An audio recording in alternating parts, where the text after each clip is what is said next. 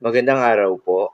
Narito na po ang magiging lagay ng panahon ngayong araw ng Sabado, September 13, 2025.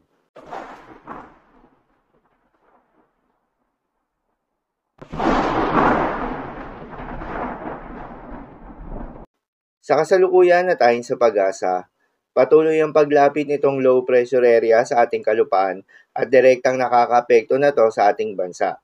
Dahil nga sa pinagsamang epekto ng low pressure area at easterlies, asahan ng bahagya hanggang sa maulap na kalangitan na may kalat-kalat ng mga pagulan at thunderstorm sa malaking bahagi ng ating bansa, particular na sa may Luzon, Visayas at ilang bahagi ng Mindanao. Habang sa nalalabing bahagi pa ng ating bansa ay asahan naman yung generally fair weather condition sa umaga hanggang sa tanghali. Ngunit pagsapit ng hapon o gabi ay asahan naman yung mataas na tsansa ng mga pagulan o thunderstorms na dulot ng mga localized thunderstorms. Samantala, yung binabantayan na low pressure area sa loob ng Philippine Area of Responsibility na nasa may silangan ng Visayas ay patuloy nga ang paglapit sa ating kalupaan na huli namang namataan sa layong 225 kilometers east ng Giwan Eastern Samar. Nananatiling mababa yung tsansa nito o nasa low chance lamang na maging isang ganap na bagyo within the next 24 hours. Para sa magiging development nito, patuloy lamang na magantabay sa mga update nating ilalabas, lalo na ng pag-asa. Para naman sa magiging lagay ng panahon ngayong araw ng Sabado, dahil nga sa epekto nitong low pressure area, asahan sa Visayas, Bicol Region, Caraga, Quezon, Romblon, Camiguin at Misamis Oriental ang maulap na kalangitan na may kalat-kalat ng mga pagulan at thunderstorms.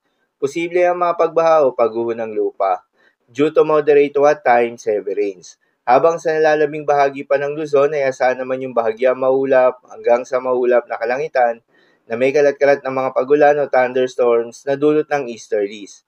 Posible rin na mga pagbaha o pagguho ng lupa during severe thunderstorms.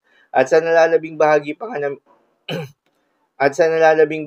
nga ng Mindanao ay asahan rin yung bahagyang maulap hanggang sa maulap na kalangitan na may kalat-kalat ng mga pagulan o thunderstorms na dulot naman ng mga localized thunderstorms. Posible rin na mga pagbaha o pagguho ng lupa during severe thunderstorms. Madalas, nabobo ang mga thunderstorms na ito tuwing hapon o gabi na nagtatagal ng 1 hanggang 2 oras. Kaya naman ingat sa mga posibleng banta ng pagbaha at pagguho ng lupa, lalong-lalo na sa mga lugar na inuulan na noong mga nakaraang araw pa. Para naman sa magiging lagay ng mga dagat baybayin, ayon sa pag-asa ay wala po tayong nakataas na gale warning sa anumang seaboards ng ating bansa.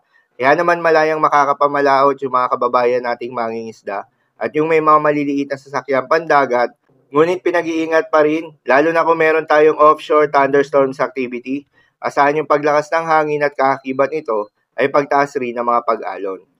So, lamang po para sa lagay ng panahon ngayong araw ng Sabado. Keep safe everyone.